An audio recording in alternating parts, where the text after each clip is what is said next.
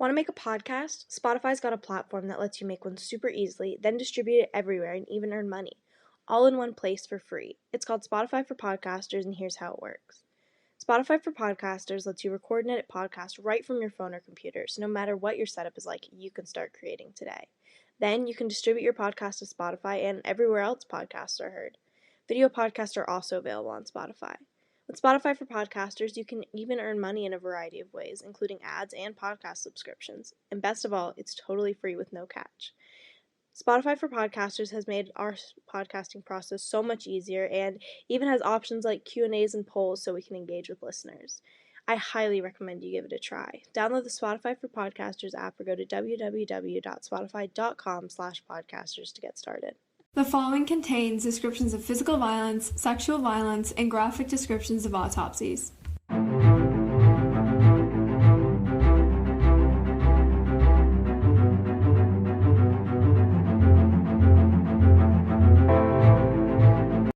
Hey listeners, welcome to episode 40 of TGIC Podcast. Whoop whoop. I'm Jillian. And I'm Izzy. And today we will be covering the murder and identification of Orange Socks Doe. We are super excited to be covering our second Doe case because they're just really interesting and they can be kind of less talked about sometimes, I guess, because there's just like less of like a personality tied to them. Yeah. And it's just really good to talk about it, and there's a lot of great programs that help out with it so we can spread a little bit of awareness. So yeah, this case also began on Halloween, which is a little extra spooky for spooky season. So yeah, let's just get started with some initial descriptions because we can't do a timeline. Yeah, the timeline would be like 2 seconds long if we did that. So yeah, initial descriptions of the crime. On October 31st of 1979, in the early hours of Halloween, a woman was found in a concrete drainage ditch. Alliteration. And Is that alliteration or consonants? Drainage ditch. I think it's consonants. I think it's consonants. But guys, little fun fact. Today our lit teacher told us that if something is looks like consonants, just call it alliteration. Yeah, and she won't judge.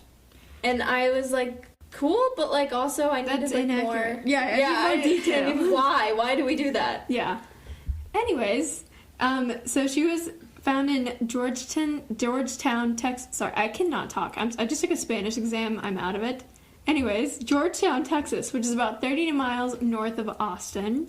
And the ditch was on the side of Interstate 35 North, and it's assumed that she was placed in the ditch in the middle of the night. In the middle of the night on Halloween. On Halloween! So, all she was wearing was a silver ring with like a little like mother of pearl in the middle of it, and a pair of orange socks. And one thing I'm curious about, do you think they were Halloween-themed socks?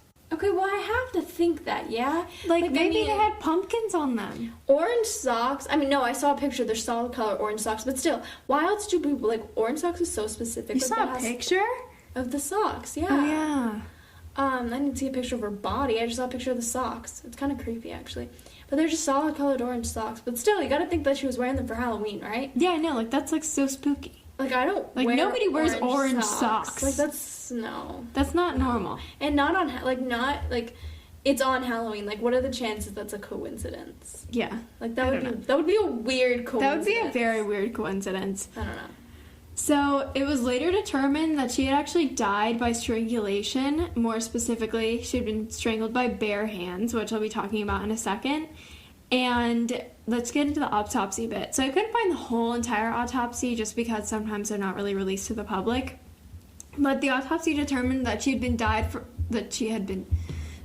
died from manual strangulation, which, like I said earlier, happens when someone strangles you with their bare hands. Oh, which is horrifying. So she had actually been sexually assaulted, and there was DNA found underneath her fingernails, which was later used in the investigation into her killer. And at this point, they could only determine that it was male DNA. And she had also had notable scars that were on her legs, and it was determined that the scars were consistent with those from impetigo, which is like a bacterial infection, and so those were prominent on her legs. That's a really interesting detail. I don't like that. Yeah. Like, that weirds me out. Like, that was something I actually didn't know. Yeah, that they were able to, like, and that ended up being very important to the case later. And but you said they're scars, so they're recovered? Yeah, but so they have an infection? So so basically they happen because impetigo is like a bacterial infection. So she got the bacterial infection at some point in her life, and then it healed over. But this type of infection causes like a very specific type of scar. Okay. So she had that scarring on her. But that's like legs. a really distinctive thing, and she was a doe, like, so they couldn't even identify her, even though she had this very, like, I've never heard of that. How common could it possibly be, you know? Exactly. And like if you had a family member who had that, and like you knew that they had suffered from like that like bacterial infection when they were younger, you'd be like, oh my god. Yeah. Like that would really stick out, I feel like. Yeah. And like I think that it's also interesting to like see how the way that she was murdered, like being strangled with your bare hands, that seems like something that would be so personal. It does. Or just by but she was someone also who's, found on the side of the highway, which is so impersonal. Which is so impersonal. And she was also sexually assaulted, which kind of leads me to think that it was potentially sexually motivated. Yeah. I don't know, being found on the side of a highway screams serial killer to me. It does. It totally does. I can't, like, think about, like, a random highway in, like, the middle of Texas without thinking of serial killer. Yeah. Which might just be a me problem, but, like, I don't know, it sounds like that. It does. And, like, a drainage ditch, like, her being placed down there seems even more serial killer. Yeah, it just gives me... Like, it's so impersonal. Vibe. Like, it's not the middle of a field. It's not the forest.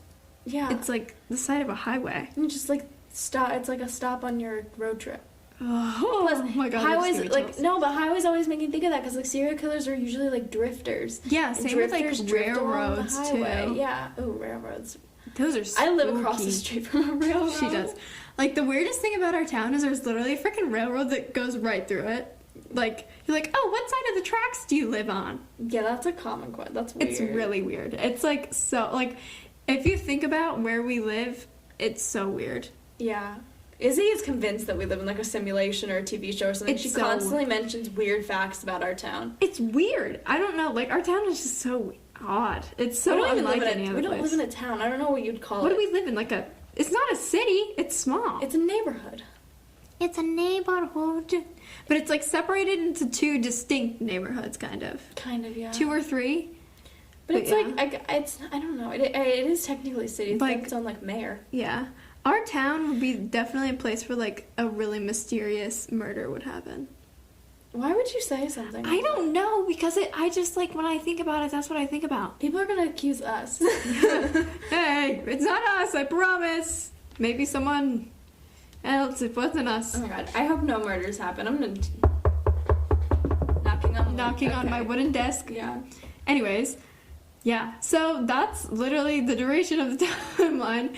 Is like a few bullet points. But yeah, so that's kind of just the beginning, and that's why a timeline really wouldn't have made sense, because now I'm going to talk about the investigation, because things kind of cooled off after her body was found. Obviously, they couldn't identify her, so there was, like, no clues in that area. They couldn't investigate people she knew, because they didn't know who she was, and, like, there wasn't a lot of telling information from her autopsy. Yeah. So they just couldn't do anything, so the case kind of cooled off for a while. But then, in 1982, about 3 years after the murder, a man named Henry Lee Lucas just confesses to the murder of Orange Socks. What? Yeah, he just decides one day he's going to confess. So I will kind of get back to that part of the story in a minute, but I feel like we need to recap on Henry Lee Lucas for a second, because he's, like, kind of, like, a big deal in the true crime world. He is a really shitty human being. And he's horrifying looking. Like, if you look up a picture, he looks like a gopher. Doesn't he? Yeah. So he's just, like, a really, really terrible person. To start off his long spree of crimes, as a minor, he murdered his mother. What? Yeah, so... Actually, maybe he wasn't a minor, but he was pretty young, so maybe he was, like, freshly not a minor. It's a little unclear. Isn't that called, like, momicide or something? Matricide. Matricide. Because it's, like, maternal. Yeah. Matricide. It kind of sounds like a mattress. Anyway, it does. During Christmas, New Year's time of 1959 and 1960, so, like, the Christmas of 1959 to New Year's 1960, Henry took his fiancée home to meet his mom, and she disapproved. Not really a shocker, because he met this woman because she was his pen pal while he was in prison for burglary. Wait, he was a minor and all this has happened? No, I don't think he was like not quite. The age was a little unclear. At some point, I heard he was a minor, but then this also like couldn't have been a minor because it's all open record. Yeah. So I'm just fairly sure he's like a young person, like probably like 20-ish. Yeah. Okay. I guess. Anyway, he had been in prison for burglary, and then this pen pal starts writing him, and then he's like, "Oh, let's get engaged when I get out of prison." What the crap? So flash forward to Christmas in 1959. They go home to meet his mom, and his mom's like, "I don't like your pen pal girlfriend." A fiance. Yeah, sorry. And then this didn't really sit well with him, so he decided to kill her. Oh my god. That was his best course of action. That was like jumping to a whole other level of odd. Yeah, so unnecessary. he went to prison again, but then he was out again. And in 1971, he kidnapped a few girls, and then he went to prison for another 5 years. I love how you just mentioned, oh, and by the way, he kidnapped a few girls. Yeah, well, there wasn't a lot of detail on it. He kidnapped a couple. It was all in one time. It was like one event. Ugh. But yeah, he really sucks. After this, he was actually briefly married because I don't know, he decided to get married. Who would marry this ugly ass? I don't He's know. ugly on the inside and out. He eventually got thrown out, and he got divorced because he was sexually abusing his stepdaughter, Oh my god. who was like a minor, like a child.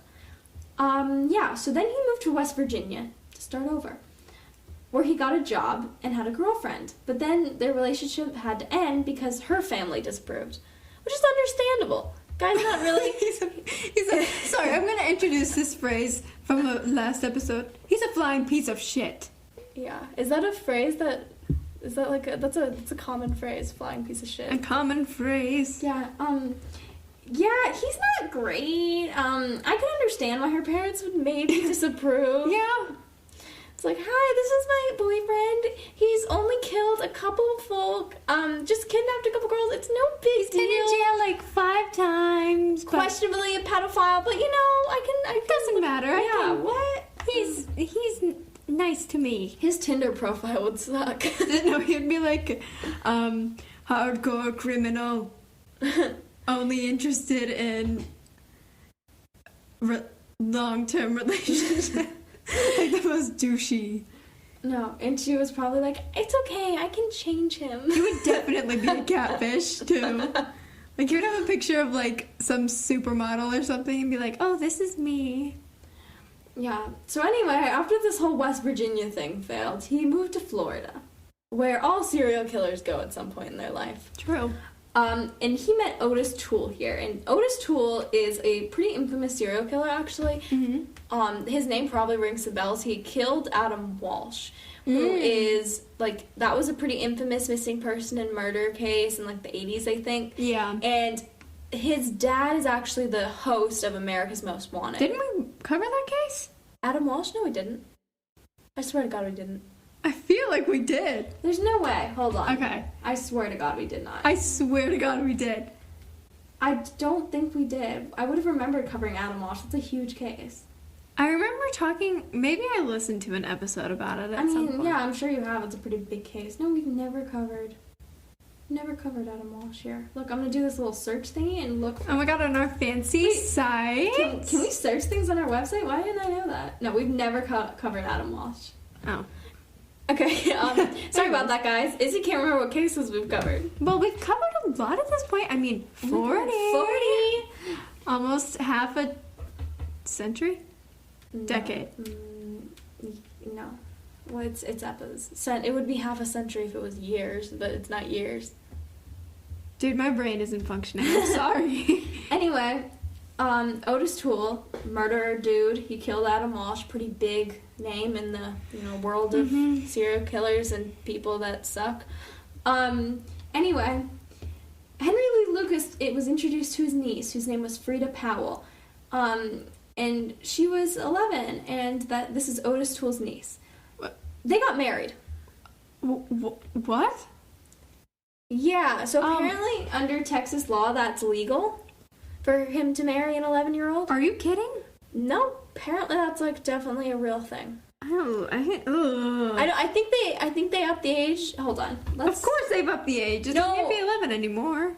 but I don't think it's much older. I think it's 13 or 14. How old do you have to be? You have to be to get married in Texas. Nice song. 18. Okay. Oh, but between 16 and 18, if you have parent consent, you can get married. So the age has gone up, but Not by much. not significantly. In Georgia, we're just slightly better. 17-year-olds can get a marriage license if they have parental consent. Nice. Can't be 16. We can't get married, guys. Oh, sadly. Who am I going to get married to? So sad. A ghost. Okay, so anyway, under Texas law, they got married. This is like awful. Like, it doesn't get much worse. She was 11. She had a mild intellectual disability. Like, oh my god. terrible. And then, like, literally she was from Florida and they just moved to Texas so they could, be married. Ugh. But then, when she was 15, about 4 years later, he murdered her. What? Yeah, he murdered her because she wanted to go home. This man. Yeah. He's horrible. Okay, Yeah. also, I want to apologize. There's going to be a lot of tangents in this episode because this is horrible. This is horrible. This isn't a tangent, this is the episode. No, I mean, like, we've had a few tangents. Oh. But I'm just, that's. Yeah. It really doesn't get worse than that. That is, like, below rock bottom. That is. That is the below rock bottom in hell. Yeah, that is hell. That is the definition of hell. That is terrible. Anyway, after this, over the course of about 10 years, he committed, like, a lot of murders. Like, a lot. Or at least he said he did. In 1982, which is back to how this relates to Orange Socks, he was on trial for one of those murders. Pretty random case. I don't know. I can't remember the details of it. The important part to this case is that he was on trial. Mm-hmm. While in court, he starts confessing to multiple murders. They said something to him in court about, like, the way he murdered or, like, something about murder. And then he was like, oh, well, I should know. I've done it a lot. Like, that was a response that he gave. Wow. But then he started talking about these murders. And apparently he knew these details that, like, only the killer would know. And he told a story about picking her up on the side of the road and sexually assaulting her, killing her, and leaving her on the side of the road. What? Yeah. So he doesn't know who Orange Socks is, but he remembers her. And the most distinctive detail that I think is, like, really important is that he mentioned, when he was talking about that specific case, he named all these towns, he mentioned that she was on her period. Which is so specific. Yeah.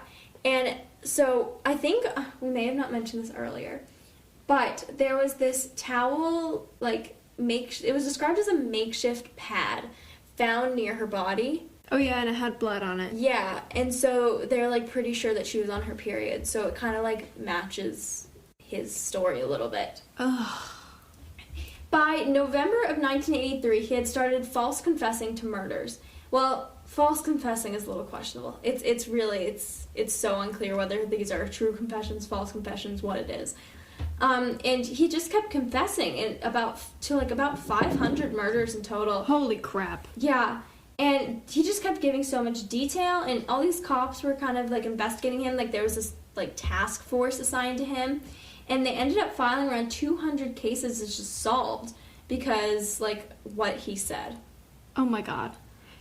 And sorry, what were we going to say? No. I was just going to say, like, there's also a really, really kind of batshit crazy and interesting documentary about this dude called The Confession Killer on Netflix. Ooh. I recommend it. But yeah. Yeah, so he's just, like, confessing to all these murders, and then they're just like, okay. And so he's in prison for all these, but he's almost, like, proud of it. But then it kind of comes up that there was a lot of, like, bribery and a lot of, like, collusion involved with this. Like, cops were, like, taking him out for meals with no handcuffs, bringing him fast food. And even before they officially interviewed him about Orange Socks, they let him read her case file to, like, refresh his memory. To refresh his memory? What? Yeah. And apparently, I mean, what if they were doing this often to get him to, like, confess? Yeah, exactly. So, like, it's kind of unclear whether or not this is the dude, or if not, the dude. Like, he just read the case file. It's really confusing. It kind of makes me think, like, if it's not him, then who is it? But also, if it is him, like, does that make sense? Like, I don't know. What do you think? I mean, I think that it could potentially be him. And, I mean, I didn't see anywhere about, like, DNA testing to prove that it was him, because I know that they found DNA under her fingernails, right? Yeah. And this mofo is long gone. I think it's, like, the amount of DNA is not enough to do, like, a full profile. Yeah. But I feel like it should be enough at this day and age for them to test. I don't know. Yeah. He's dead now. But, like, they've got to have something, right? Or do they not care anymore? Because it's marked as solved. The murder of Orange Socks is marked as solved, and it says that Henry Lee Lucas killed her. But, like, is that true? Is it not true? Like, I don't really understand. Yeah, because there's so much freaking coercion, collusion, and, Looking for a third C? Yep. Coercion, collusion... Corruption. Corruption. Did you say corruption? I said confusion, but you said corruption, and it was better. No, but, like, I just don't understand. Like, did he do it? Did he not do it? Like, I can't figure it out. And, this guy's just a POS. He is, but, like, did he kill Orange Socks or not? We don't know. We may never know. So yeah, after that, the case goes back to not being cared about too much because, you know, the case is solved, so what else do the cops need to know? Well, they could know who she is. And exactly. they actually do finally get to figure that out about 40 years later. Okay, so let's get into the identification of Orange Socks. So, in 2019, the DNA Doe Project, which is a super freaking cool program that works to identify Doe victims, and, like, you get a lot of your information from them when working on Doe projects, research. Yeah, they have a lot of cool information, and they also they work to collect donations and then put, like, forward sciencey things to solve them. So yeah, if you guys want it, we'll link their website on our website. Mm-hmm. But definitely check it out, and if you want to, like, donate to some of their thingies and help them solve cases and stuff, that'd be super cool. I mean, what they're doing is so important, just to make sure that these victims who have never been named, like, finally have a name and potentially gives closure to their families. So, yeah. It's super cool. It's super cool, and it's something that's really beneficial to the true crime community. So, yeah. Like, anything counts. So, later on that year, a revised sketch of Orange Socks was released to the public, and this sparked the attention of a woman who claimed that Orange Socks looked like her sister, who had disappeared in 1977. So the family members looked at the morgue photos, and her sister submitted a DNA sample for testing.